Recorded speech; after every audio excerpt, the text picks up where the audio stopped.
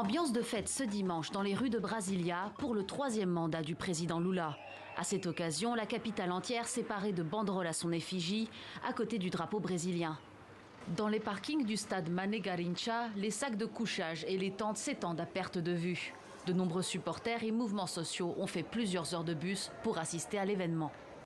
C'est un moment historique. L'espoir renaît après 4 ans de lutte. Nous avons traversé une période très triste dans notre histoire récente et maintenant tout change avec des jours meilleurs pour tout le monde. C'est ce que nous souhaitons à tous pour cette nouvelle année. Je suis très heureux d'être ici. Cette victoire de Lula est bien plus grande que la victoire d'un parti ou d'un candidat. C'est la victoire d'un pays, d'un peuple qui peut renouveler nos espoirs et réparer tout ce qui a été fait. C'est la victoire de la démocratie contre le fascisme. Une joie sous haute surveillance. La gauche a certes gagné l'élection, mais ses partisans n'oublient pas la menace que représentent pour eux les idées du président sortant et ses supporters.